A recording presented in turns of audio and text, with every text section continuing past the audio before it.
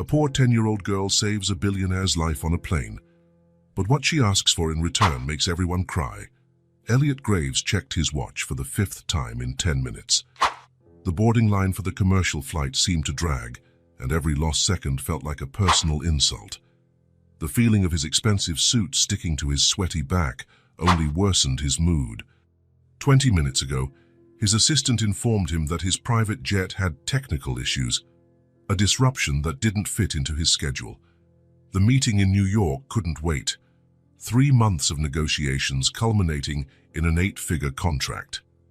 "Mr. Graves," a flight attendant approached, "we've managed to secure a first-class seat for you. Please, follow me."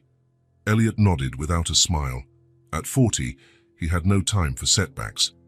"Any expected delays?" he asked, as he followed her down the priority aisle. "No, sir. Immediate boarding." At least there was that. The plane was almost full. Elliot stowed his leather briefcase in the overhead compartment and settled into his seat. He discreetly loosened his tie, feeling his body protest against the frantic routine he'd maintained since his mid-20s. 4 seats ahead, a curly-haired girl settled by the window. Her simple dress contrasted with the laptops and tablets of the executives around her. She carried only a worn sketchbook and observed every movement inside the aircraft with keen eyes. Elliot noticed her for a moment, then opened his tablet. Numbers, projections, charts, the world he knew well. "Ladies and gentlemen, welcome to Flight 247 bound for New York City." He adjusted his headphones, tuning out the instructions. His eyes scanned the data as the aircraft taxied down the runway. The familiar sensation of takeoff, the roar of the engines. 40 minutes later, while reviewing the final slides of his presentation, the flight attendant passed by offering drinks. "Water, please," Elliot replied automatically, without looking up from his screen. As he raised the cup to drink, he felt it. It was subtle at first, an uncomfortable pressure in his chest that he attributed to stress.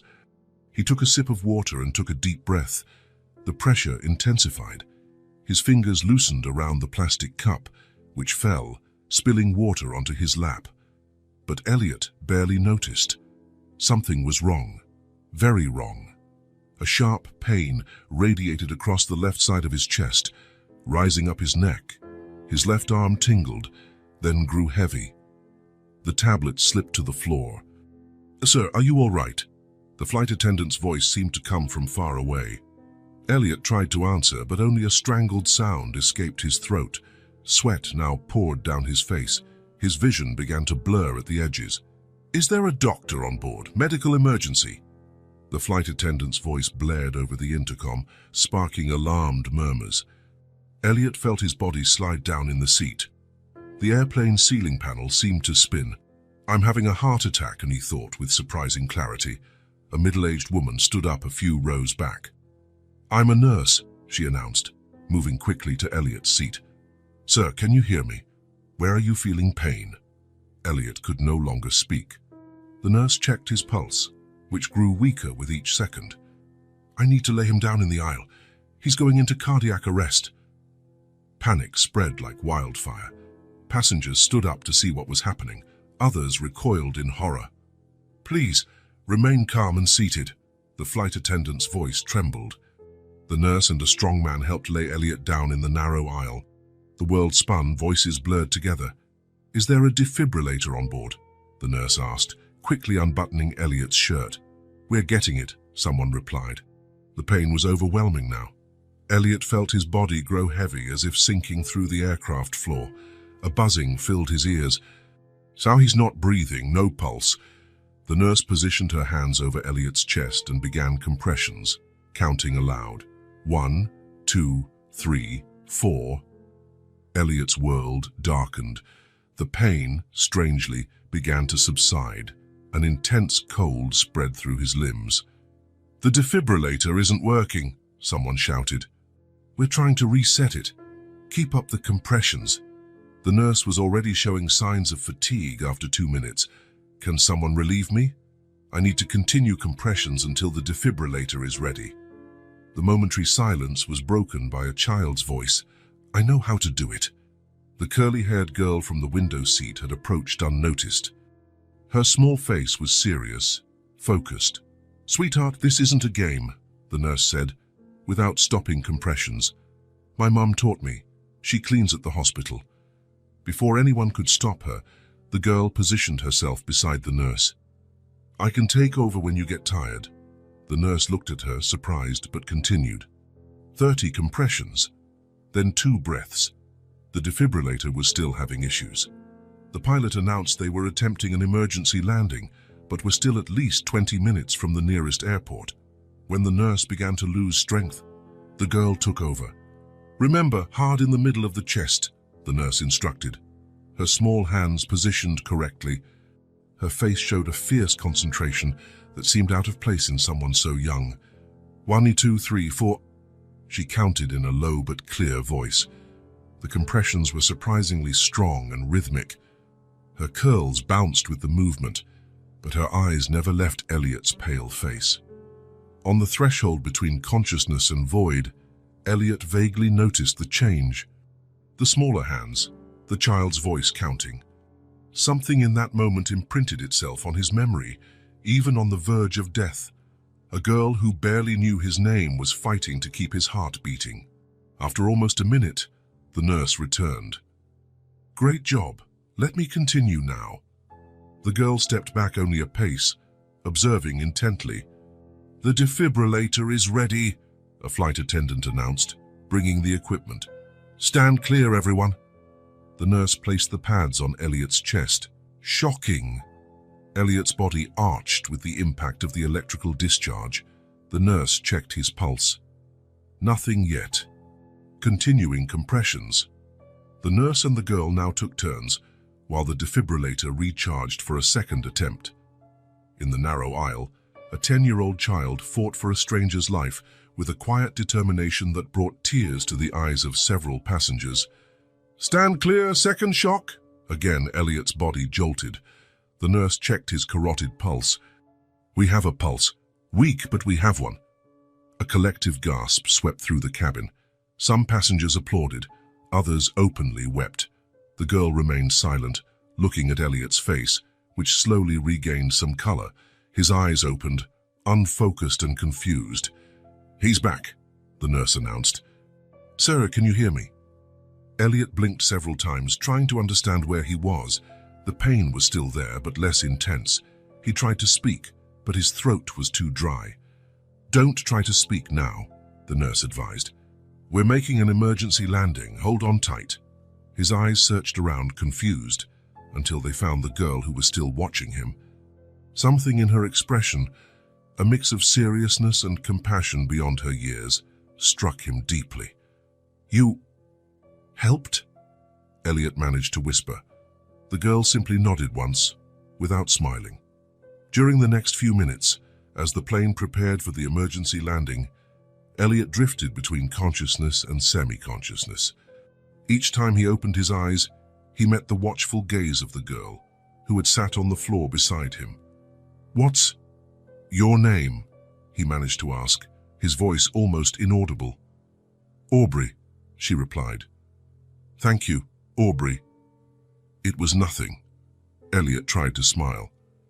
"Can I thank you? A gift?" She studied him for a moment. Then, with a seriousness that seemed to belong to someone much older, she replied, "My brother's sick." "Your brother?" "Noah. He's 5. He's always sick. Mom works hard, but the medicine is expensive." Even in the haze of pain and confusion, Elliot felt something change within him. This child wasn't asking for anything for herself. No mention of toys or presents. "I want to help," he murmured. "Really?" Her eyes showed a spark of hope. "I promise." Aubrey nodded, as if sealing an important agreement. She took her sketchbook from the seat and tore out a page. With a pen she took from her dress pocket, she wrote an address in large and careful letters. "Here," she said, folding the paper and placing it in his hand. "Apartment 4B. Elliot closed his fingers around the paper. "I'll help on your brother." At that moment, the plane touched down with a jolt. Paramedics were already waiting on the tarmac. Within minutes, the aircraft door opened and the emergency team quickly entered. As the paramedics prepared Elliot for transport, he saw a woman in a cleaning uniform enter the plane, anxiously searching among the passengers. "Aubrey!" she called, relief visible on her face when she saw her daughter. "Mom," Aubrey replied calmly. "I helped him." The woman noticed Elliot on the stretcher and approached hesitantly. "My daughter." "She saved my life," Elliot completed, his voice still weak. The woman's eyes filled with tears. "She's always been like that, always looking out for others."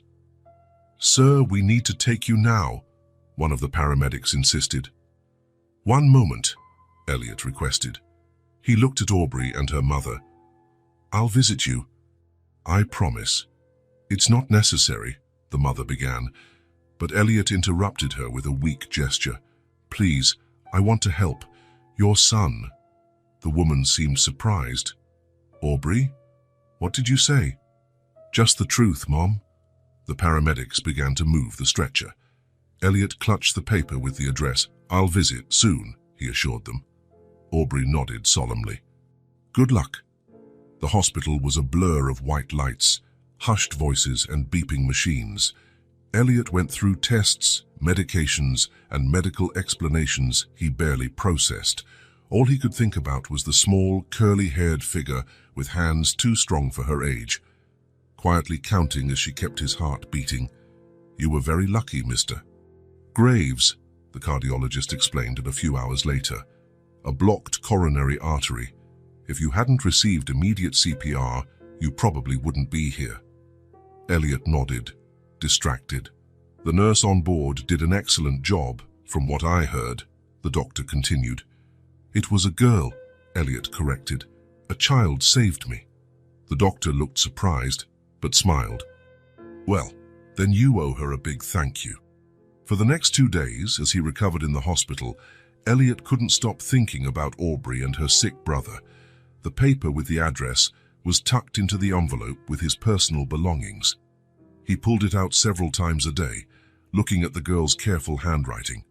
His phone rang constantly. His business partner, clients, the board of directors. The meeting in New York had been handled by his VP via video conference. The contract was signed. Life went on, but something had changed. On the afternoon of the second day, Elliot was discharged with strict instructions, medication, and lifestyle change recommendations. His driver waited at the hospital entrance. "Home, sir?" the man asked, opening the car door. Elliot nodded, distracted, the paper with Aubrey's address between his fingers. He carefully put it in his wallet. During the drive, his phone didn't stop ringing. His partner, clients, the board of directors, everyone wanted assurances that the corporate machine would continue running smoothly, as if he hadn't just faced death. "I need you in New York tomorrow," Marcus, his partner, insisted when Elliot finally answered. "Investors are nervous after your incident." Elliot looked out the window, watching the city pass by. The gleaming skyscrapers, the bustling streets, life moving at its frantic pace. His world, until 2 days ago. "I won't be in New York tomorrow," he replied, surprising himself. "What, Elliot? This is crucial for—" "I nearly died the day before yesterday, Marcus." Elliot's voice was calm, almost distant. "The board can wait, but you're better now, aren't you?" The doctor said, "I have something important to do first. More important than the company we've built over the last 15 years. The disbelief in Marcus's voice was palpable. Elliot touched the pocket where he'd put Aubrey's address. "Yes." He hung up before his partner could argue. The car pulled up in front of the luxurious building where Elliot lived. The penthouse with a view of Central Park, decorated by a famous designer, had always been his refuge and his pride.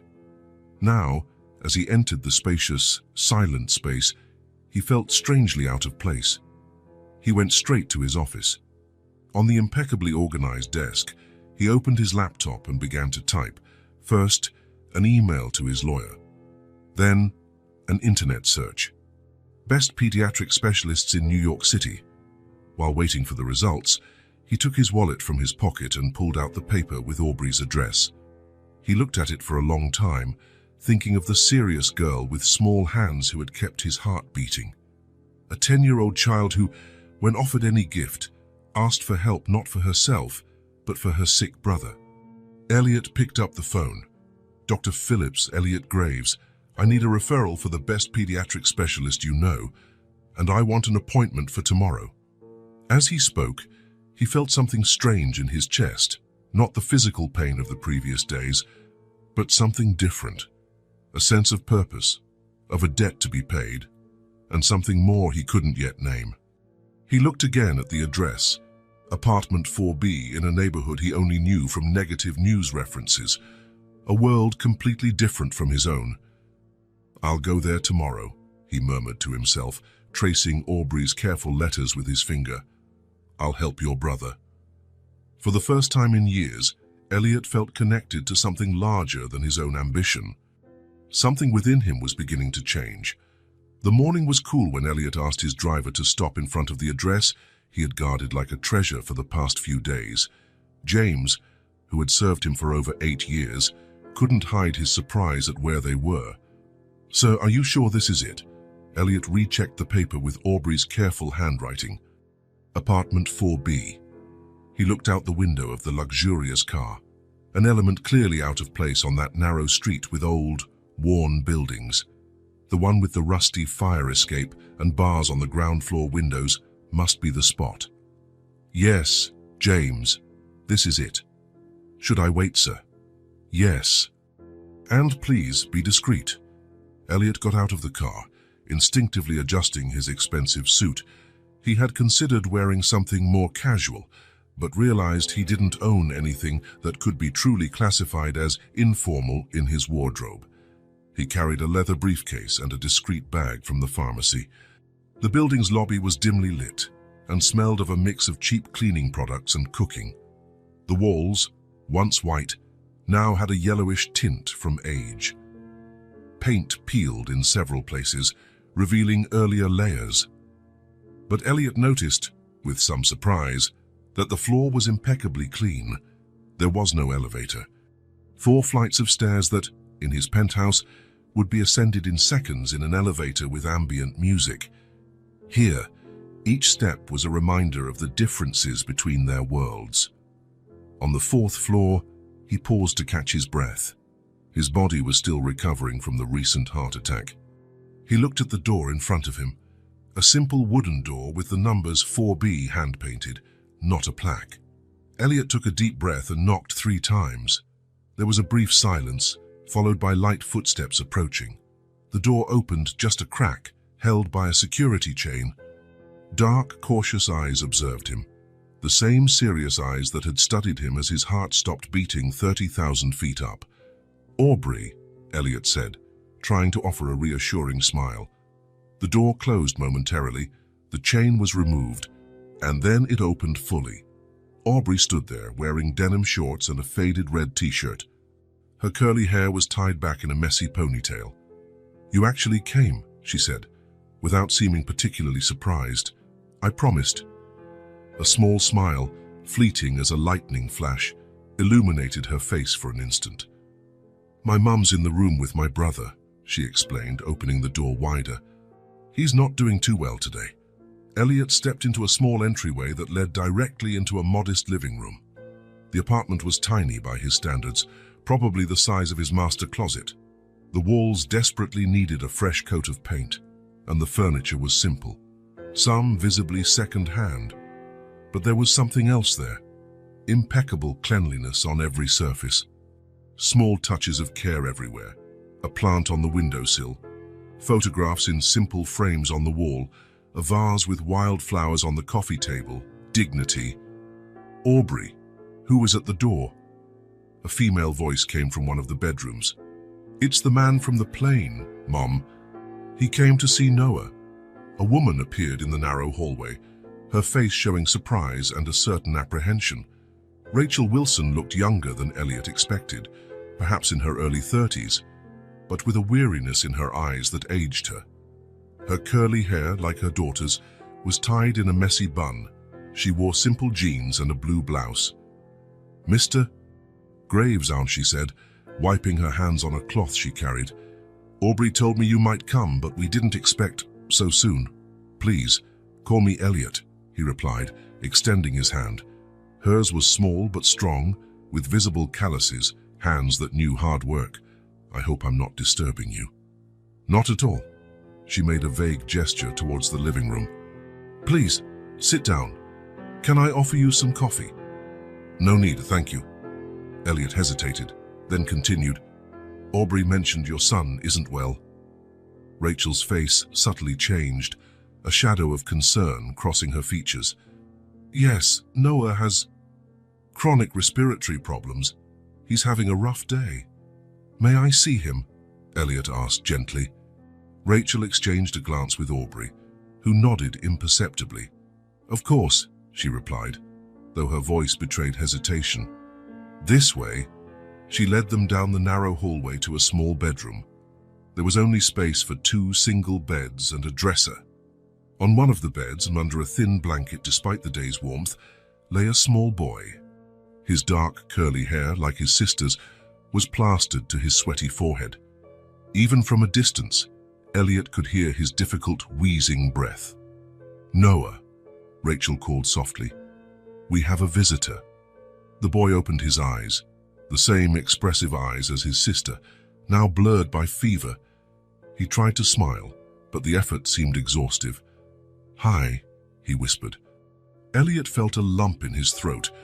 There was something profoundly wrong with this scene, a 5-year-old confined to a bed, when he should be running and playing. "Hello, Noah," he said, approaching cautiously. "I'm your sister's friend." "He's the man I helped on the plane," Aubrey explained to her brother. "Remember I told you?"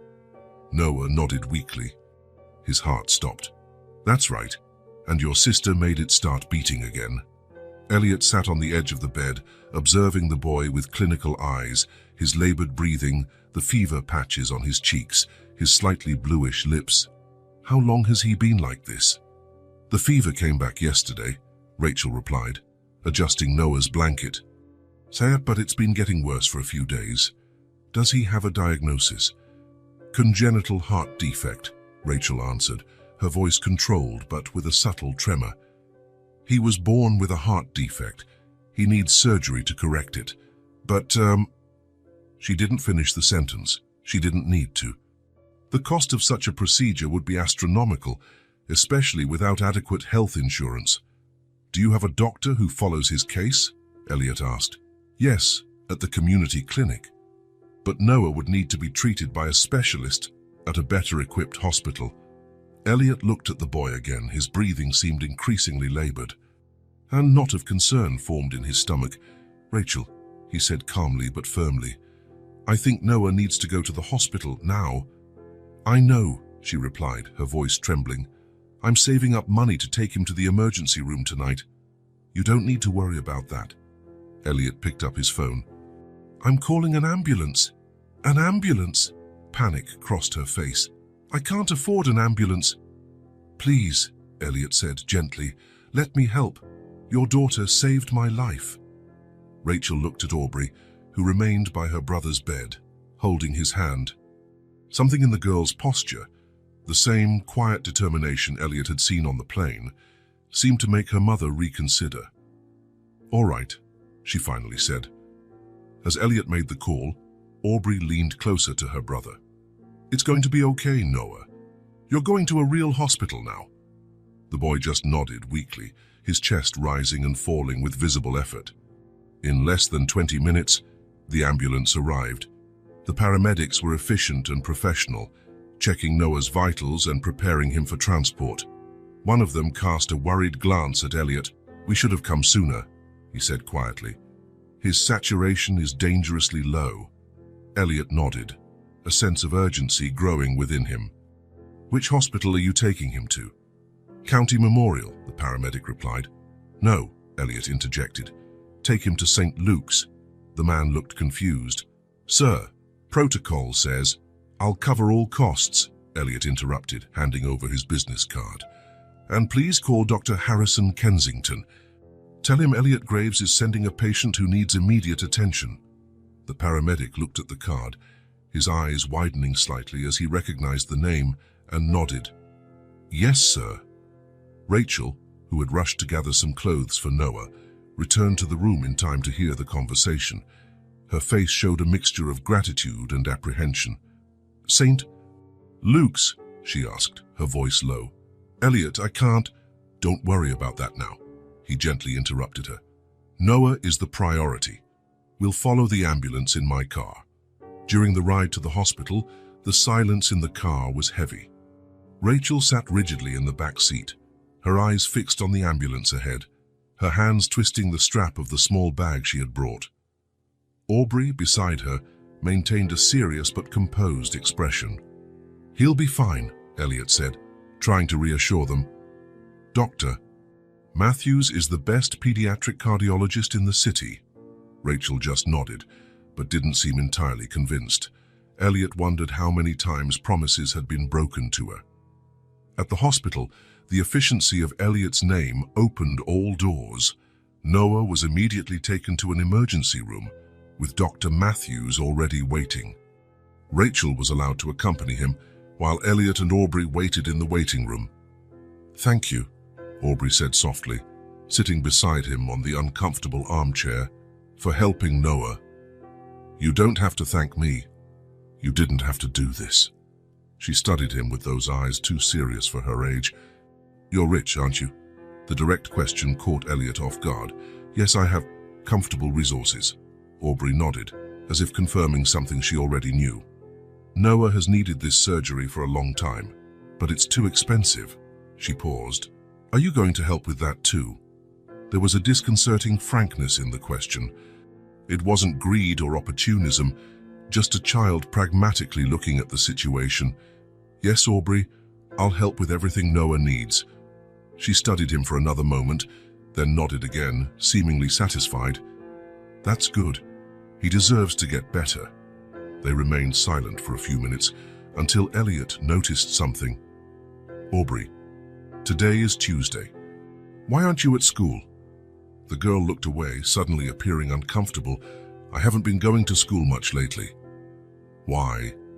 She shrugged, a gesture that tried to seem casual, but couldn't hide the weight behind it. I stopped after Dad left. Mom needed me, and it just didn't work anymore. The simplicity of the statement hit Elliot like a punch. A 10-year-old child talking about dropping out of school as if it were a logical and necessary decision. No self-pity, no drama. Noah got sick a lot, Aubrey continued. Mom had to work. Someone needed to take care of him. And that someone was you, she nodded. It's not so bad, I read a lot. And Noah's teacher lends me lesson books when she can. Elliot tried to process what he was hearing. The girl who had saved his life, who had the presence of mind and skill to perform CPR correctly 30,000 feet up, had given up her own childhood to care for her sick brother. Don't you miss school, your friends? Aubrey considered the question for a moment. Sometimes, but Mom and Noah need me more. At that moment, Rachel appeared at the waiting room door, looking exhausted but slightly relieved. Noah is stabilized, she informed. They're transferring him to pediatric ICU. Dr. Matthews wants to do more tests. Can I see him? Aubrey asked immediately. Soon, dear. They're just finishing getting him settled. Elliot stood up. Rachel, can I speak with you for a moment? They moved a few steps away, while Aubrey idly flipped through an old magazine. What exactly did the doctor say? Elliot asked in a low voice. Rachel sighed. Noah's condition is serious. He has a complex congenital heart defect. His heart didn't form correctly. She hesitated.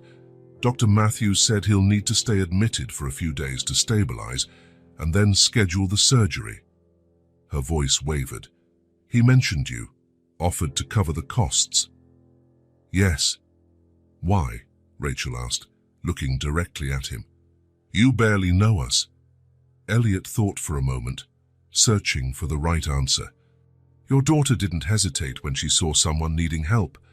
Even as a child, even as a stranger. She just acted. Rachel looked at Aubrey, and her face softened. She's always been like that, strong beyond her years. She told me she doesn't go to school. Rachel's body tensed. I had no choice, she said defensively. I couldn't afford a babysitter for Noah, and he was too sick for daycare. I tried every option, believe me. I'm not judging you, Elliot assured her. I'm just trying to understand. Rachel relaxed slightly. After my ex-husband left us, everything fell apart. I lost health insurance and had to take a second job. She looked at her own hands. Aubrey offered to take care of Noah, said she could study at home. It was supposed to be temporary, but it became the new normal, Elliot completed. Yes. A single tear escaped, which Rachel quickly wiped away. She saved our family, just like she saved you. Elliot looked again at Aubrey, sitting patiently with the magazine in her lap, her eyes occasionally turning towards the door where her brother had disappeared. A child who carried the weight of the world on her small shoulders without complaint. Something inside him solidified, a resolve as strong as any business decision he had ever made. Rachel, he said, I want to help, not just with Noah's surgery, but with everything. School for Aubrey, a better job for you, whatever is necessary. She looked at him with suspicion. Why? What do you get out of this? It was a fair question. Elliot looked around the sterile hospital, with its white walls and impersonal efficiency. Then he remembered the small apartment he had just visited, with its peeling but clean walls, its worn but cared-for furniture, the family photos, the flowers on the table. Have you ever been to my home, Rachel? She seemed confused by the change of subject. No, of course not. It's a 4,000-square-foot penthouse, magazine-worthy decor, panoramic views, original artwork. He paused. And completely empty. No photos on the walls, no flowers on the table, no connection. Rachel studied him for a long moment, as if trying to decipher a complex puzzle. I don't want your charity, she finally said. It's not charity, Elliot replied. It's gratitude, and maybe a little selfishness too. Before she could answer, a nurse appeared at the door. Noah Wilson's family. He's awake and asking for his sister. Aubrey immediately stood up, looking at her mother for permission.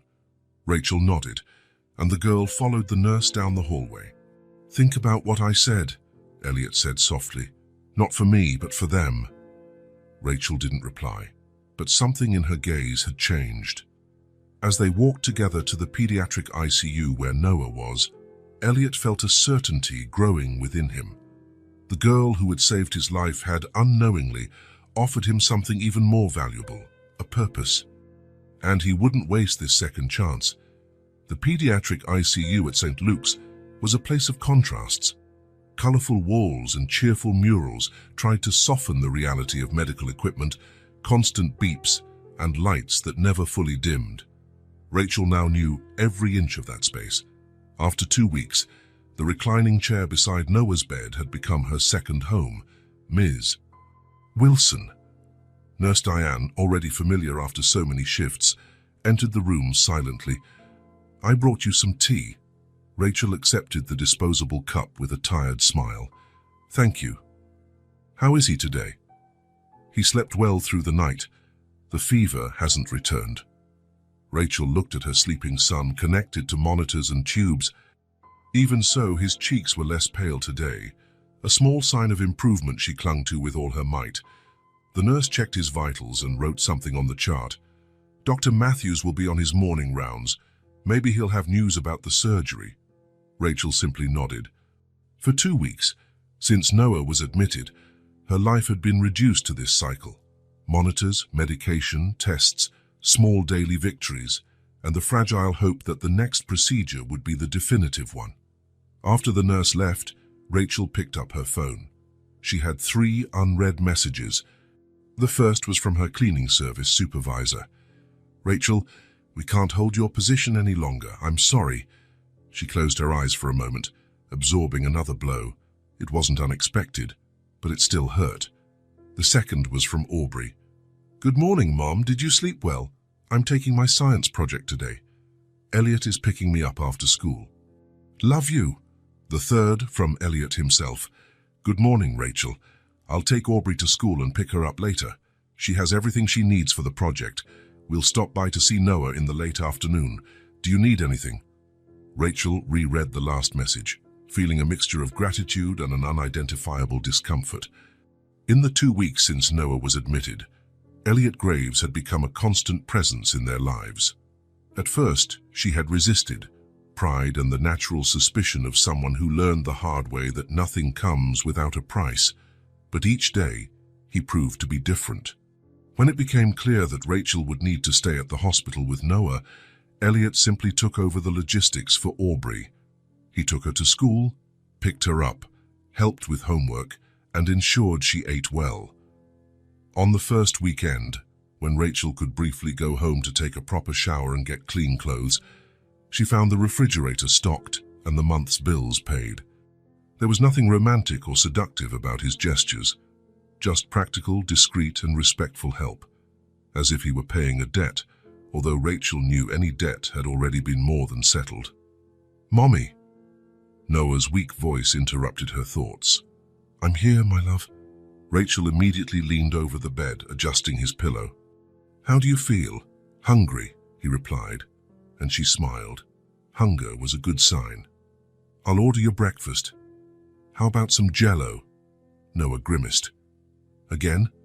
It's all your stomach can handle for now, but if you eat it all, maybe you can convince the nurse to bring you some pudding later." As Noah ate his breakfast, Dr. Matthews made his visit. Tall and middle-aged, with graying hair and thin-rimmed glasses, he had a reassuring presence that Rachel appreciated. "Good morning, champ," he greeted Noah, before turning to Rachel. "Miss Bams Wilson, can we talk in the hallway?" Rachel's heart pounded. These hallway conversations rarely brought good news. She followed the doctor out of the room, casting a reassuring smile at Noah. "The latest tests were promising," Dr. Matthews began, consulting the tablet in his hands. "Noah's cardiac function is more stable, and the medication is controlling the arrhythmia well. I believe we can schedule the surgery for next week." Rachel exhaled a breath she hadn't realized she was holding. That's great." "It will be a complex procedure," the doctor continued, "but I'm optimistic about the results. Noah is a strong boy." "And how long for recovery?" "At least 2 weeks in the hospital after surgery. Then a few months of close follow-up." Rachel nodded, processing the information. More time off work, more expenses, more separation from Aubrey. As if reading her thoughts, the doctor added, "Mr. Graves has already handled all financial matters, and he suggested you consider staying in the hospital's family accommodation after the surgery. It's in the building next door. Would allow you to rest properly and still be close to Noah." "He thought of everything, didn't he?" Rachel commented, feeling that mix of gratitude and discomfort again. "He seems very committed to your well-being," the doctor observed, without judgment. "It's rare to see that kind of support." After the doctor left, Rachel returned to Noah's room, finding him entertained with a portable electronic game Elliot had brought days earlier. "What did the doctor say?" Noah asked, without taking his eyes off the screen. "That you're getting better, and that soon you'll have surgery to fix your heart." Noah put the game down, a look of concern crossing his face. "Will it hurt?" Rachel sat on the edge of the bed and took his small hand. "You'll be sleeping during the surgery. Afterward, it will hurt a little, but they have special medicine for that. And you'll stay with me the whole time. Every minute," she promised, kissing his forehead. "What about Aubrey?" "She visits you whenever she can." "And Elliot?" Rachel hesitated briefly. "Him too." Noah smiled, satisfied. "He's nice. He brought this game. And he said when I get better, we're all going to the zoo." Rachel didn't comment on this unknown promise. Again, Elliot building bonds, establishing himself in their lives as if he had always been there. The rest of the morning passed in the familiar hospital routine, nurses checking vitals, Noah alternating between naps and games, Rachel reading a worn book she had found in the waiting room. Around noon, her phone rang. "Rachel?" It's Elliot. Hello. How is Noah today? She briefly reported the conversation with the doctor. Elliot listened carefully, asking pertinent questions about the next steps. That's great, he said when she finished. A big step. Listen, I'm with Aubrey now. I just picked her up from school.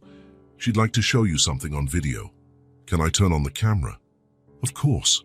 Aubrey's image appeared on the screen, her curls disheveled and a shy smile on her face. Hi, Mom.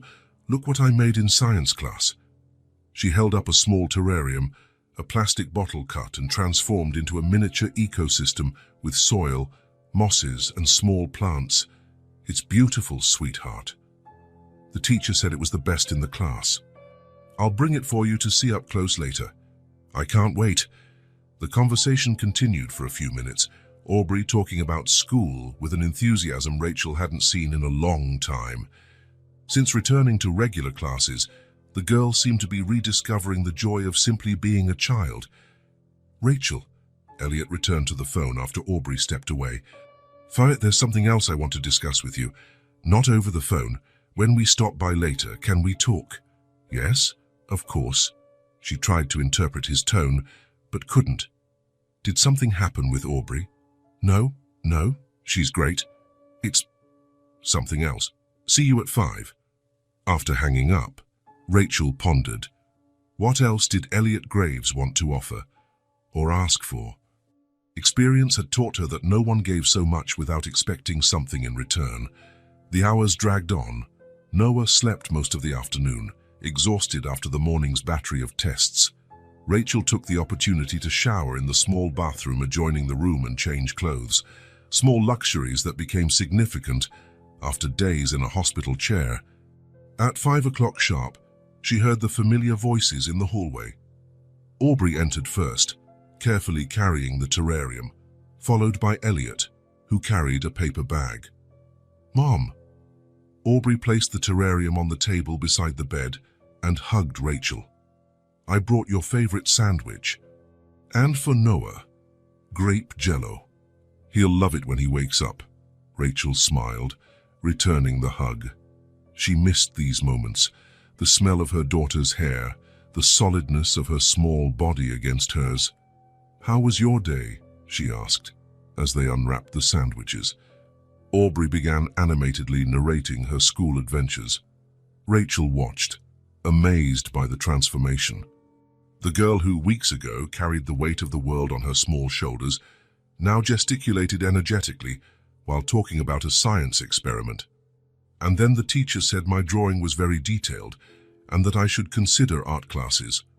That's wonderful, dear. Elliot said I can take classes after school if I want. Rachel cast a quick glance at the man who remained discreetly near the door. He shrugged as if to say, just an idea.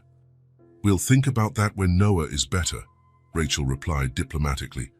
Aubrey nodded, accepting the answer, and went to her brother's bed. Can I wake him up? I want to show him my terrarium. Let him rest a little longer, Rachel suggested. Osa, why don't you show Elliot that sticker vending machine you liked? It was a transparent excuse to be alone with Elliot, but Aubrey didn't seem to notice. Okay, let's go, Elliot. As soon as they left, Rachel allowed herself a moment of weakness, sinking into the chair. The tiredness of the past few days weighed on every muscle. When Elliot returned minutes later, she had already recomposed her posture. He carried 2 coffees. I thought you might need one, he said, offering a cup. Thank you. She accepted, grateful for the warmth and caffeine. Where's Aubrey? Talking to one of the nurses about how the heart monitor works. She has endless curiosity about everything. Rachel smiled. She's always been like that, since she was little. A comfortable silence settled between them. Rachel noticed how Elliot seemed different from the impeccably dressed man she had met weeks ago. He wore jeans and a simple shirt now, and there was something more relaxed in his posture. You wanted to talk about something, she asked finally. Elliot nodded, sitting in the chair beside her. Rachel, I know your work situation is complicated. She tensed. How do you know that? You mentioned they couldn't hold your position for long, and today, When I called to inform them you'd still be out, your supervisor made it clear your job no longer exists." Rachel felt her face burn. It was humiliating to have her life exposed like this. "Rachel," Elliot continued, his voice soft, "I want to offer you a job at my company." She stared at him, surprised. "A job? Doing what?" "I'm a cleaner, Elliot. I don't have the qualifications for administrative assistant in the corporate social services department. It's a new sector we're developing. I have no experience with that. You have all the qualifications that matter. You're organized, reliable, hardworking. The rest can be learned." Rachel studied him, trying to understand his motivations. "Why are you doing all this? You already funded Noah's treatment, helped Aubrey go back to school, and now this." Elliot looked at Noah, sleeping peacefully, before answering. "I have everything," he finally said. "A successful company, money, properties, but I have no one to share any of it with." The simplicity of the confession caught her off guard. "Santa, I'm not asking for anything in return, Rachel," he continued, as if reading her thoughts. "There are no romantic expectations or anything like that. It's just that—" He paused, searching for words. "Your daughter gave me a second chance at life, literally, and meeting you all showed me that I've been living in a hollow way." Rachel felt something soften within her, a resistance she had been holding on to since day one. "You didn't give up, did you?" she observed. "On Noah, on Aubrey, on trying to help." "Neither did you," Elliot replied. "I saw how you stayed strong for them, even when everything seemed impossible." Rachel didn't answer immediately. Instead, she looked at her sleeping son, at the monitors that recorded the beats of his small, imperfect heart. "I accept the job," she finally said, "but on one condition, which is that it be a real job, with real responsibilities. I don't want disguised charity." Elliot smiled, extending his hand. "Agreed. And I'll warn you now, I'm a demanding boss." She accepted his handshake, feeling for the first time in years that there was room to breathe. Aubrey returned at that moment, excited by her newfound knowledge of heart monitors. "Mom, did you know the beeps change depending on how the heart beats?" "Nurse Diane showed me. Fascinating, dear. And I told her I'm going to be a doctor when I grow up, or maybe a scientist, or both." Rachel smiled, watching her daughter. For so long, Aubrey had suffocated her dreams, taking on responsibilities that weren't hers. Seeing her dream again was like witnessing a silent miracle. That night, after Elliot took Aubrey home, Rachel remained by Noah's bedside, holding his hand while he slept. Her conversation with Elliot replayed in her mind. "You didn't give up," he had said. And it was true. Despite everything, her ex-husband's abandonment, financial difficulties, Noah's illness, she had never considered giving up. Perhaps it was time to allow someone to help her carry the weight, not out of weakness, but out of a conscious choice. For Noah, for Aubrey, and, for the first time in a long time, for herself too. Looking at her sleeping son, Rachel made a silent promise. She would never give up, but she would also learn to accept help when offered without ulterior motives. For the first time in weeks, she fell asleep without the crushing weight of worry, lulled by the constant sound of the monitors and the promise of a slightly less lonely tomorrow. The soft evening light streamed through the windows of Rachel's apartment, casting golden shadows on the freshly painted walls. On the kitchen table, empty plates still held traces of the shared dinner. The sound of laughter came from the living room, where Noah was showing off his new board game. "No fair, you're cheating," Aubrey accused, laughing as her brother moved his piece 2 spaces beyond what was allowed. "I am not," Noah protested, but his mischievous grin gave him away. "Yes, you are, champ." "I saw you skip that space," Elliot commented, ruffling the boy's hair. "You're all against me." Noah feigned indignation, but his eyes sparkled with joy. From the kitchen doorway, Rachel watched the scene, holding a cup of tea. 3 months had passed since Noah's surgery. 3 months of gradual recovery, of small milestones celebrated, of a normalcy that once seemed impossible. The scar on the boy's chest, now a pink line under his t-shirt, was the only visible reminder of those days of anguish. The Noah who now ran, played out and occasionally cheated at board games seemed like a completely different child from the one who had spent weeks in a hospital bed. "Does anyone else want dessert?" Rachel asked, entering the living room. "Me!" Noah immediately raised his hand. "Only if you promise to play fair," Elliot conditioned, winking at Aubrey. Noah sighed dramatically. "Okay, I promise." As Rachel served the apple pie they had baked together earlier, Elliot leaned back on the sofa, observing the scene with a sense of fulfillment that still surprised him. At some point in the last few months, these Friday nights had become sacred in his schedule. Dinners at Rachel's house, games with the kids, simple conversations about daily life. For someone who once lived between business meetings and formal client dinners, the simplicity of these moments was revolutionary, and it healed something within him that he hadn't even known was broken. "Elliot, do you want it with or without ice cream?" Aubrey asked, holding the serving spoon. "With, please. Plenty." "You're lucky you don't have heart problems," Noah casually commented, pointing to his own scar. "Otherwise, you couldn't eat so much ice cream." A brief silence followed the innocent comment. Elliot and Rachel exchanged a quick glance. Only they knew about Elliot's recently diagnosed heart condition, a secret they had decided to keep from the children for now. "Even with a healthy heart, you shouldn't eat so much sweets." Rachel broke the moment, ruffling Elliot's hair as she did with her children. "You're setting a bad example." Elliot smiled, grateful for the intervention. "True, maybe just half a scoop of ice cream, then." The evening continued with the board game, now with Noah mostly playing honestly. When the game ended, with Aubrey declared the winner, Noah was already yawning. "Time for bed, young man," Rachel announced, seeing her son's heavy eyes. "Sorry, but I'm not sleepy," he protested automatically, contradicted by another yawn. "Of course not," Elliot teased. "It's just your body getting tired from all that growing." Noah considered the explanation. "Makes sense. I'm taller than last week." "You certainly are," Elliot solemnly agreed. "Soon you'll be taller than all of us." Rachel took Noah to brush his teeth and get ready for bed. Aubrey began to collect the game pieces, methodically organizing them in the box.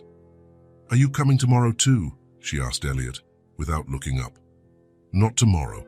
I have a meeting in the morning, but we can do something on Sunday if you like." She nodded, satisfied. "Can we continue the garden on your terrace?" "Of course. The seedlings we planted last week are already sprouting." A small smile illuminated Aubrey's face. She was still a girl of few words, but her smiles had become more frequent in recent months. Small victories that Elliot mentally catalogued. When Rachel returned, Aubrey had already put the game away and was now showing Elliot a drawing she had made at school. "It's Noah in the hospital," she explained, pointing to the simplified figures. "And here we are visiting. See? You brought flowers." "I remember that day well," Elliot commented, admiring the drawing. "You have talent, Aubrey. My art teacher said I have a good sense of proportion." "She's absolutely right." Rachel sat on the arm of the sofa, looking at the drawing over Elliot's shoulder. "You captured your brother's stubborn expression well." "He didn't want to take his medicine," Aubrey recalled with a smile. "Now you had to promise him that remote control car, which, by the way, has been making an infernal noise ever since." Rachel sighed, but her tone was affectionate. Aubrey yawned, prompting Rachel to check the clock. "It's also time for you to go to bed, young lady. You have science class early tomorrow."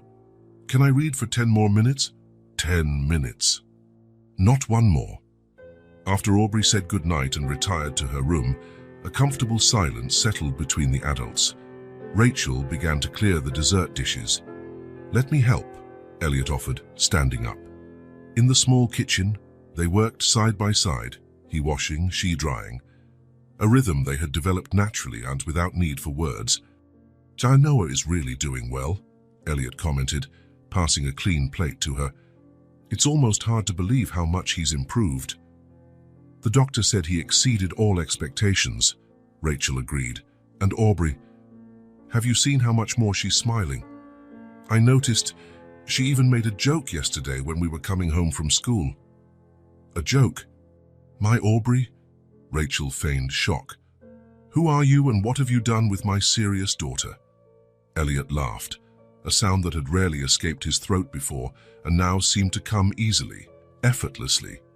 She has a subtle sense of humor. I think she always did. She just didn't have space to show it. Rachel watched him for a moment, a thoughtful expression on her face. You're different too, you know. How so? Lighter. When we met, you seemed to carry the world on your shoulders. Now you laugh. Really laugh. Elliot reflected on the observation. It was true. For the first time in years, perhaps for the first time in his adult life, he felt genuinely happy. Not the momentary satisfaction of closing a deal or acquiring something new, but a sustained happiness, nourished by small moments like this. You make me feel good, he admitted simply. Rachel finished drying the last plate and put it in the cupboard. Then, turning to him, she said something Elliot didn't expect. You didn't buy our lives. You quietly walked into them and stayed. The simplicity and depth of the observation struck him forcefully. That was exactly it. He hadn't arrived as a savior or benefactor. He had simply entered, step by step, respecting boundaries, offering help without demanding gratitude, being present without imposing his presence. Thank you for letting me stay, he replied, his voice slightly hoarse. Rachel smiled, briefly squeezing his arm before changing the subject, sensitive to the emotion of the moment. Aubrey is excited about visiting your place tomorrow. She talks about nothing else but that terrace garden. Who knew I'd become a gardener at 40? Elliot joked, grateful for the change of tone. Life has its surprises. Shortly after, Elliot said goodbye, promising to pick up Aubrey on Sunday for the visit to his apartment. As he drove back home, he reflected on Rachel's words. You quietly walked into them and stayed. There was something profoundly true in that observation that touched the core of what he had been feeling in recent months. And Sunday dawned sunny, perfect for gardening. Elliot picked up Aubrey right after breakfast, promising Rachel he'd bring her back before dinner. I brought the seeds you asked for, Aubrey announced as soon as she got in the car, holding up a small paper envelope. Excellent. Sunflowers. Yes, the sales lady said they grow well in big pots. During the drive to Elliot's apartment, Aubrey talked about the book she was reading, a story about a girl who discovered a secret garden. The coincidence was not lost on Elliot. Maybe our terrace garden can be secret too, he suggested, but it's not hidden, it's on top of the building. Secret doesn't mean hidden, it can be special, known only by a few people. Aubrey considered the idea. Like a club. Exactly. The Secret Garden Club. When they arrived at the apartment, Elliot observed how Aubrey now moved with familiarity through the space. On her first visits, she had been cautious, almost fearful of the opulence of the place. Now, she dropped her backpack on the hall bench and headed directly to the terrace without hesitation. The terrace, once a sterile space with minimal designer furniture, had transformed in recent months. Pots of different sizes occupied a sunny corner, with plants in various stages of growth. It was a project they had started together after Noah's recovery, a casual suggestion from Elliot that had become a shared ritual. Look, the tomato plants have flowers, Aubrey exclaimed, running to examine the small yellow blossoms. Soon we'll have fresh tomatoes, Elliot commented, following her. We can take them to your mom to make sauce. They spent the morning working side by side, preparing a new pot for the sunflowers, watering existing plants, removing dead leaves. Aubrey spoke about each plant as if it were a friend, noting each new leaf or bud with enthusiasm. You really enjoy this, don't you? Elliot observed, seeing the concentration on her face as she delicately removed a weed. I like to see things grow, she replied simply. It's like magic, but real. For lunch, they made sandwiches together in Elliot's rarely used kitchen. Another change, before Aubrey came into his life. That kitchen served only to heat up pre-made meals or make coffee. "We can pick some herbs from the garden," Aubrey suggested, already heading to the terrace to get fresh basil. They ate at the kitchen counter, discussing plans to expand the garden and what vegetables they would try to grow next. Elliot realized, not for the first time, how easy it was to talk to Aubrey. Despite being only 10 years old, she possessed a maturity that made conversation fluid and meaningful. After lunch, they sat in the living room to read, another ritual they had developed. Aubrey with her book about the secret garden, Elliot with a biography that, before meeting the girl, he probably never would have had time to read.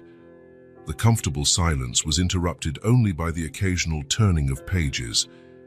At some point, Elliot realized the sounds had ceased completely. He looked over and saw that Aubrey had fallen asleep, the book still open in her lap. Carefully, so as not to wake her, Elliot removed the book and placed it on the coffee table. Then he got a soft blanket from the cupboard and gently covered her. Aubrey didn't even stir. Her face relaxed in sleep in a way it rarely was when she was awake. Elliot sat in the armchair opposite the sofa, simply observing the sleeping girl. There was something deeply moving in the implicit trust of that moment, Aubrey feeling safe enough in his home to fall asleep without a care. "You saved me in the air," he thought, feeling a wave of emotion he didn't try to contain. "And now you save me every day with your way of being." It was true. This extraordinary child, with her quiet strength and her ability to find beauty in the simplest things, had transformed his life in ways he never could have predicted. Before her, his days were a succession of appointments, negotiations, acquisitions, constant movement without real meaning. Now there were sunflowers growing on his terrace. There was a pencil mark on the kitchen wall, at Aubrey's exact height, where they had decided to measure her growth each month. There was a shelf in the library with children's and young adult books, carefully selected for her evolving interests. Small things, details most people wouldn't even notice. But for Elliot, they were evidence of a life truly lived, not just existed. The afternoon sun advanced through the room, creating golden patterns on the floor. In his penthouse apartment, with panoramic city views, Elliot Graves, businessman, millionaire, lonely for so long, was beginning to understand the true meaning of belonging. It wasn't about owning a place, a title, or status. It was about these invisible connections formed in shared small routines. It was about knowing someone's favorite brand of cereal, or knowing exactly how they like to fold towels, or recognizing the meaning of a certain look. As he watched Aubrey sleeping peacefully under the blanket, Elliot felt a certainty grow within him, the certainty that he had found his place in the world.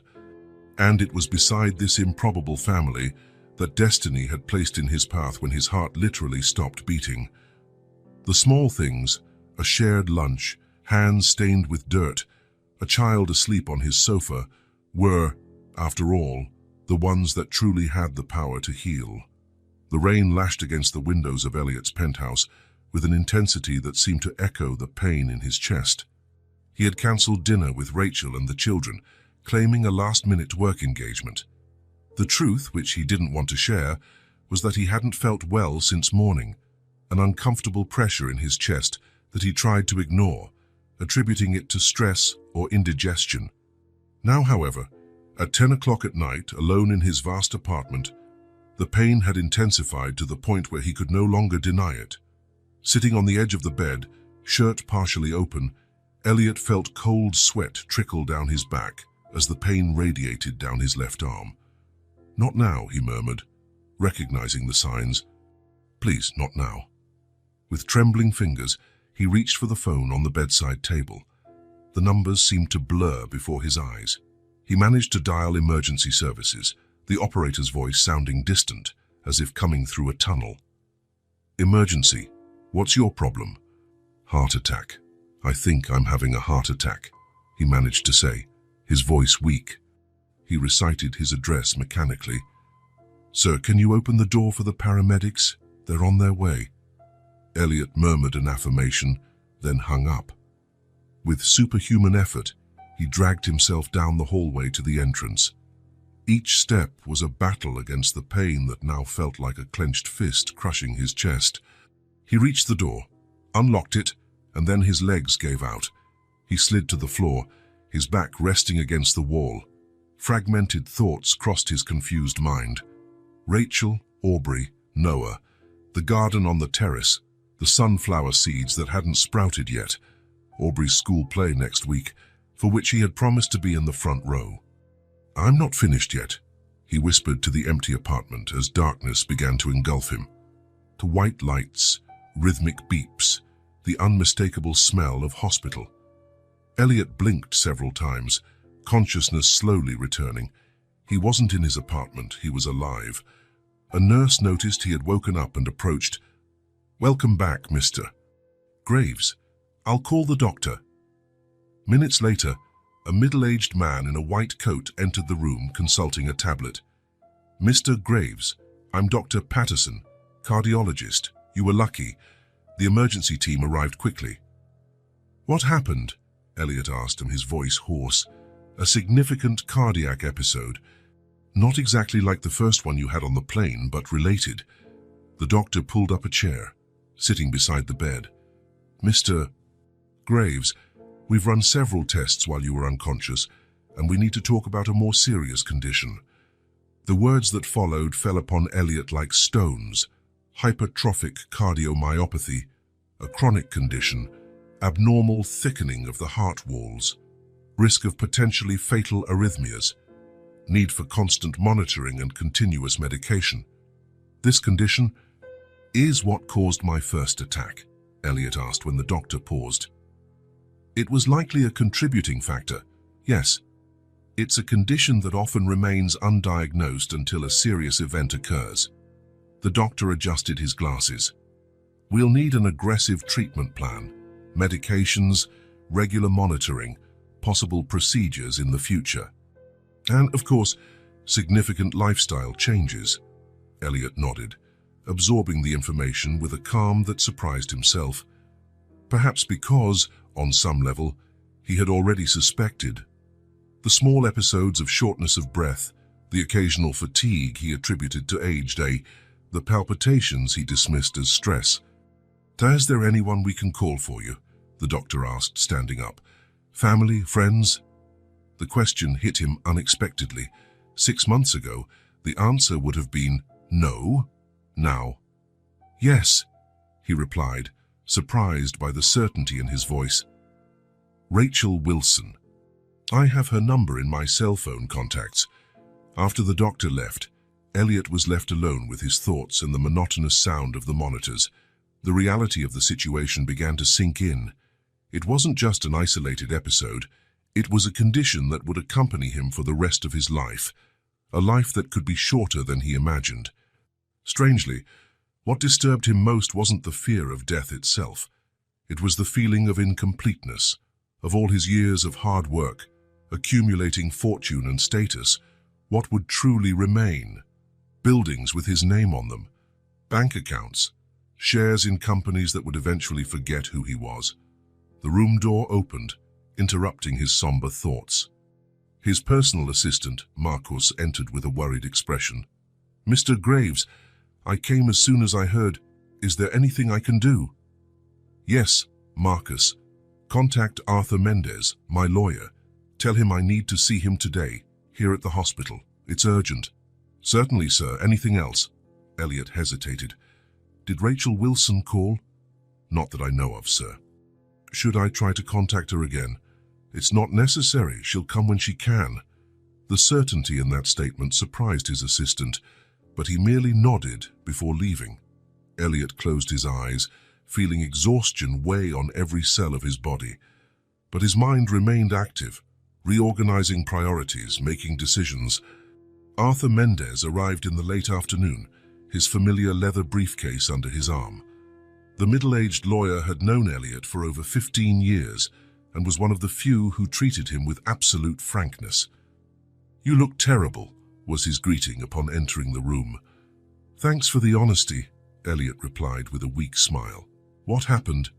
"Heart problem. Chronic. Apparently, I've been living with a ticking time bomb in my chest without knowing it. Arthur nodded gravely, placing the briefcase on the table beside the bed. I'm sorry, Elliot. What can I do? I need to revise my will completely. I understand. Any specific directives?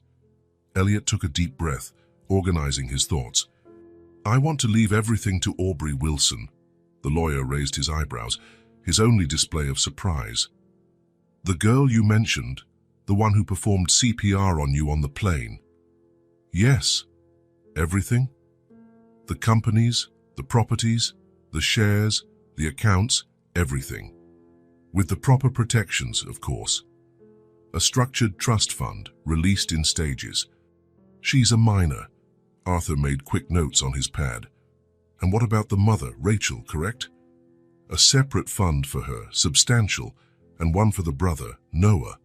But the bulk of the estate goes to Aubrey, with Rachel as administrator until she comes of age. Any other provisions? Donations to charities, other beneficiaries? Elliot considered for a moment.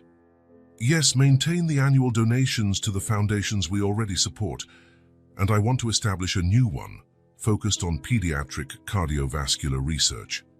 For the next hour, they refined the details.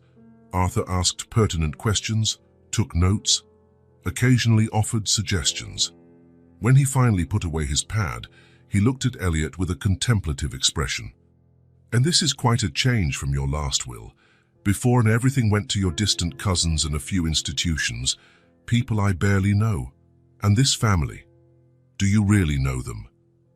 Elliot looked out the hospital window, at the sky beginning to darken. Better than anyone else, Arthur nodded, accepting the answer. I'll prepare the documents. I can bring them tomorrow for signature. Thank you, Arthur. When the lawyer left, Elliot felt a strange peace settle in. It was as if, by deciding his legacy, he had resolved a fundamental question that had bothered him his entire adult life. Night fell. Nurses came and went, checking monitors, adjusting medications. Elliot dozed intermittently, waking at every sound, every off-rhythm beep. It was during one of these moments of semi-consciousness that he heard the door open softly. He opened his eyes, expecting to see another nurse, but instead found a pair of dark, serious eyes he knew well. Aubrey, he whispered, his voice hoarse with emotion. She approached the bed cautiously, as if fearing any sudden movement might harm him. She wore pajamas under her coat, her curly hair in a messy ponytail. She had clearly come in a hurry. Hi, she said simply. How did you know I was here? The hospital called Mom. She's talking to the doctor. Elliot tried to sit up a little more, but the pain made him recoil. Shouldn't you be in bed? It's late. I couldn't sleep knowing you're here. The simplicity of the answer touched him deeply. I'm sorry for the scare, he said. This time, you weren't there to save me. Aubrey moved closer, hesitated for a moment, and then took his hand, her small, warm fingers against his, cold and pale. But I can stay, she replied, her gaze direct and confident. In that moment, something within Elliot, something beyond his physically damaged heart, seemed to heal a little. The certainty in her voice, the firmness in her touch, the determination in her gaze. She was no longer just the child he helped, but someone offering strength when he needed it most. Thank you, he whispered, gently squeezing her fingers. The door opened again and Rachel entered, her face etched with worry. Seeing Aubrey holding Elliot's hand, she paused for a moment, taking in the scene. The doctor explained what happened, she said, approaching the other side of the bed. Why didn't you tell us you weren't feeling well? There was no accusation in her voice, only genuine concern. I didn't want to worry you, Elliot answered honestly. You've already had enough with Noah. Rachel shook her head, her gaze softening. It doesn't work like that, Elliot. We're not a charity project, we're family. The word hung in the air between them, spoken not with hesitation, but with a quiet certainty Elliot never expected to hear. The doctor said you're going to need care, Rachel continued. You can't be alone while you recover. I'll be fine. I can hire nurses. You can come to our house. Aubrey interrupted, still holding his hand. "We have the sofa bed in the living room, and I can help take care of you like you did with Noah." Rachel nodded, confirming her daughter's suggestion. It's a better idea than being alone in that huge apartment. Elliot felt something warm and unfamiliar expand in his chest, not physical pain, but an emotion he could barely name. The idea of being cared for, of being considered important enough for them to worry, was almost overwhelming. "I don't want to be a burden," he finally said. "You've never been a burden to us," Rachel replied, her voice firm. "Never." The three of them fell silent then, each absorbing the moment in their own way. It wasn't an uncomfortable or empty silence, but a full one, of shared concern, of relief at being together, of a mutual understanding that transcended words. That silence said everything that needed to be said. Aubrey continued holding his hand, occasionally adjusting the IV tube to ensure it wasn't kinked. Rachel sat in the chair beside the bed, her presence a reassuring anchor. "I should take Aubrey home," she said eventually, noticing her daughter's heavy eyes. "It's past midnight." "Just a little longer," Aubrey pleaded, still holding Elliot's hand. "It's okay," he assured her. "I'll be here tomorrow and after. I promise." It was a promise he didn't know if he could keep given his condition, but in that moment, he felt determined to do his best to uphold it. "Rest," Rachel instructed, standing up. "We'll be back in the morning." Aubrey finally released his hand, but not before giving it one last squeeze, as if sealing a silent agreement between them. "Good night, Elliot," she said, her voice soft. "Tomorrow I'll bring Jade to keep you company." The mention of the small succulent they had grown together brought a genuine smile to Elliot's tired face. "She'll like the window light." After they left, Elliot remained awake for a long time, staring at the hospital ceiling. The pain in his chest had lessened, controlled by the medication, but it was still there, a constant reminder of his fragility. The next morning, as promised, Arthur returned with the documents. Elliot read them carefully, although he already knew exactly what they contained. "It's all as I requested," he approved, taking the pen the lawyer offered. Before signing, he paused, the pen tip hovering over the paper. For a moment, he visualized the future he was trying to build, not in skyscrapers or bank accounts, but in opportunities for a girl who deserved every chance the world could offer. "If something happens to me, everything will be Aubrey's," he said, more to himself than to Arthur. "She is my legacy." The pen glided across the paper, signature after signature. For the first time in his life, Elliot wasn't signing a calculated contract or a cold business strategy. He was writing with his heart, that same imperfect heart a child had refused to let stop beating. As he handed the documents back to Arthur, a certainty formed within him. The fear that had haunted him the previous night, of leaving nothing of real value behind, had dissipated. Because now he knew, real value wasn't in the buildings bearing his name or the companies he had built. It was in the seeds planted with Aubrey on the terrace, in the stories read with Noah, in the simple dinners in Rachel's small kitchen. Real value was in the bonds he had formed, in the lives he had touched. And these bonds, Elliot was now certain, would survive far beyond his imperfect heart. Autumn painted the park trees with shades of red and gold as Elliot's car parked at the entrance. 3 weeks had passed since his hospital discharge, and though he still felt occasional twinges in his chest, he was determined to enjoy the day. The doctor had authorized light activity, and Elliot intended to stretch that concept to its limit. "Are you sure you're feeling well enough for this?" Rachel asked as she helped Noah put on his sneakers. "Never better," Elliot lied with a smile. "Did you bring your medicine?" Aubrey questioned, serious, carrying a backpack with snacks she had prepared herself. "Yes, Mom," Elliot replied, patting his coat pocket. "All here." She nodded, satisfied.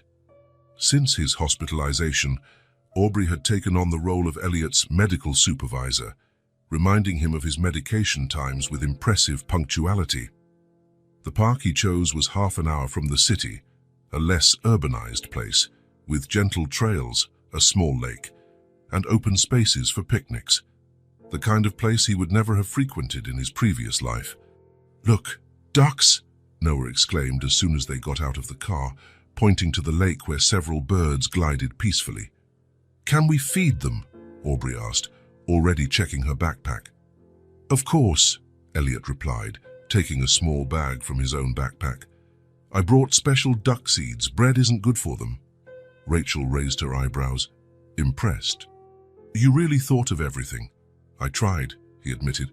"I wanted it to be a special day." And it was.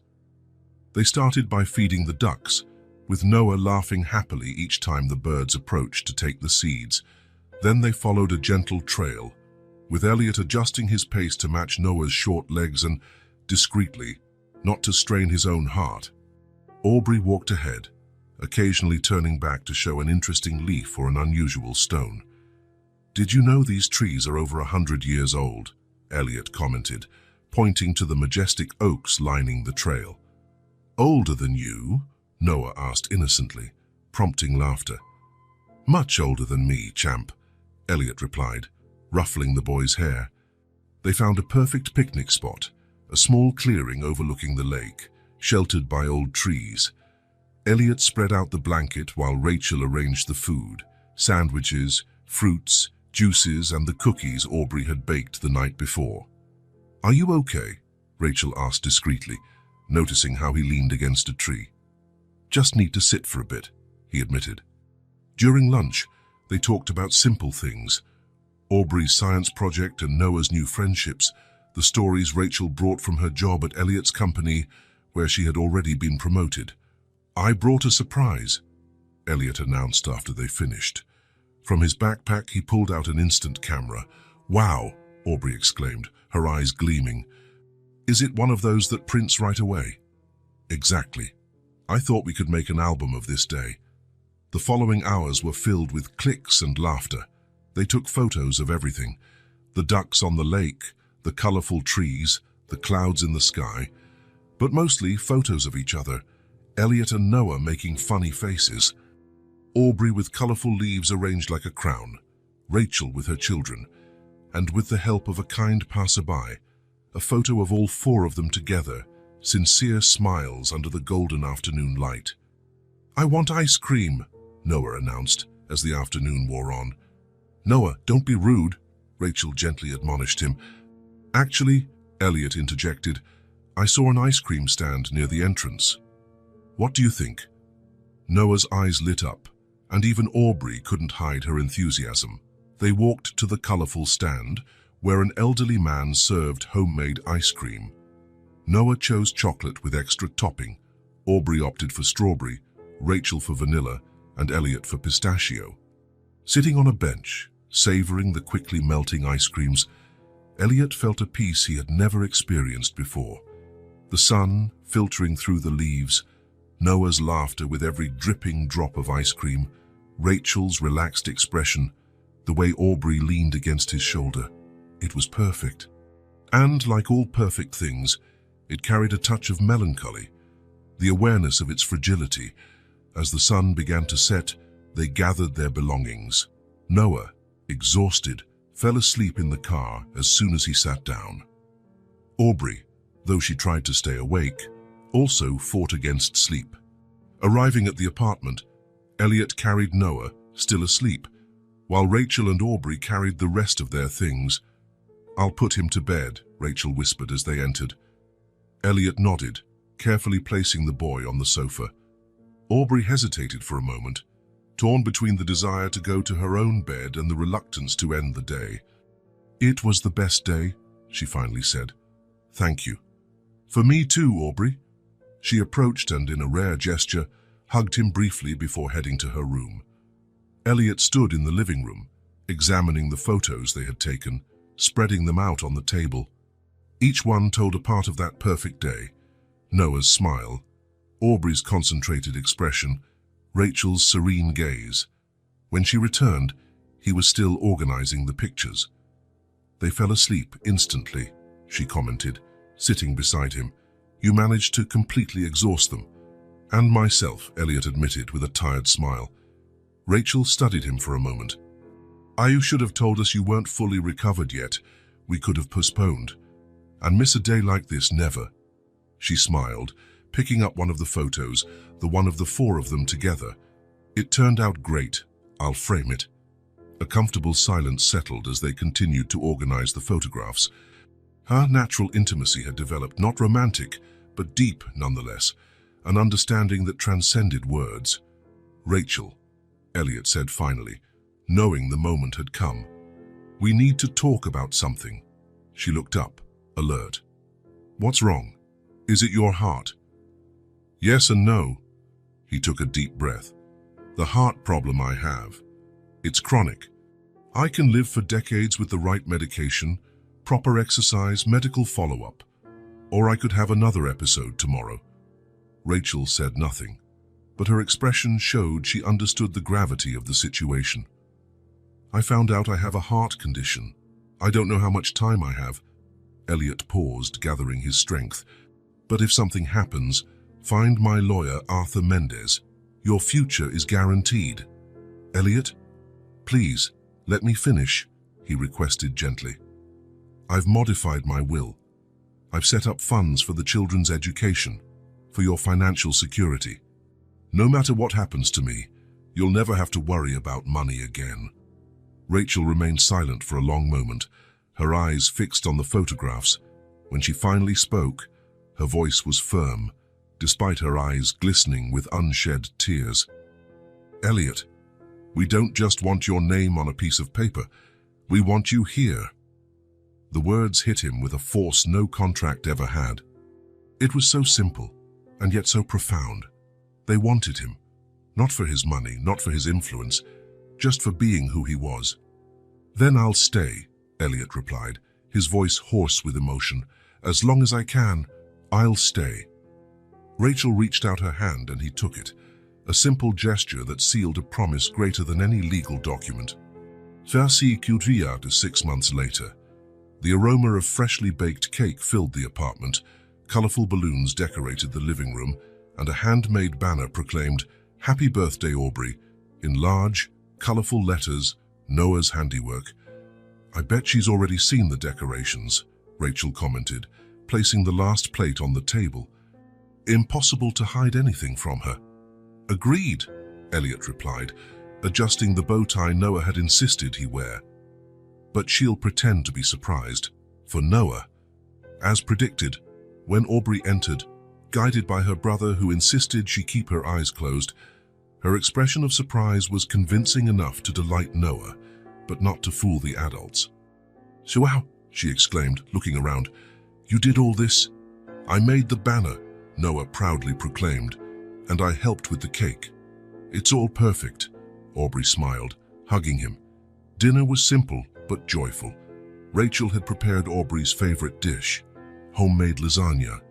Noah told jokes that only made sense to himself, but everyone laughed anyway. Elliot watched it all with a quiet smile, occasionally exchanging glances with Rachel when the children said something particularly funny. His life had completely changed. He still ran his companies, still had responsibilities, but now there was a balance that had been missing before. 3 times a week he had dinner with Rachel and the children. On weekends, they often did something together, a walk, a movie, a visit to the botanical garden. His apartment, once sterile and impersonal, now bore clear traces of the children. Aubrey's books on the shelves, Noah's drawings on the refrigerator, a bedroom transformed into a space for them when they stayed over. And his heart, though still physically damaged, had never been healthier in other respects. After the cake, chocolate with strawberry frosting, Aubrey's favorite combination, it was time for presents. Noah gave his sister a picture frame made of painted pasta. Rachel gifted her a set of drawing pencils she knew she coveted. When it was Elliot's turn, he handed her a small, carefully wrapped package. Aubrey opened it delicately, revealing a soft, leather-bound journal with her name embossed on the cover. The pages were thick paper, perfect for writing and small drawings. "Open the first page," Elliot suggested softly. Aubrey obeyed. There, in Elliot's elegant handwriting, was a dedication. "You gave me a reason. Now I want to see what you'll do with your story." She looked at him, her eyes shining, and then did something rare. She stood up and hugged him tightly, without reservation. "Thank you," she whispered. "No," he replied softly. "Thank you." Later, when the children were already in bed and Elliot helped Rachel clean up the last vestiges of the party, they shared a moment of silence in the kitchen. "She loved the journal," Rachel commented, putting away the dishes. "I hope so. Aubrey has important stories to tell. Like all of us, don't we?" Rachel smiled, leaning against the counter. "Thought you look well, Elliot. Better every day." It was true. Although he still took daily medication and had regular checkups, his health had stabilized. He followed his diet, did the recommended exercises, and most importantly, he lived with purpose. "I never thought my life would take this turn," he confessed. "Jess, but I wouldn't change a thing. Not even the heart attack on the plane," she teased gently. "Especially that. It's what brought me to you all." As he left the apartment that night, Elliot looked at the bedroom window where Aubrey slept, likely already dreaming of the stories she would write in her new journal. The girl who had saved his life had given him much more than a few extra minutes of existence. She had shown him how to truly live. In the months and years that followed, their relationship only strengthened. Rachel continued to ascend in the company, eventually taking over the social responsibility division. Aubrey flourished in school, her creativity finding new outlets. Noah grew strong and healthy, his repaired heart functioning perfectly. And Elliot, the man who once defined his life by contracts and acquisitions, found a greater purpose.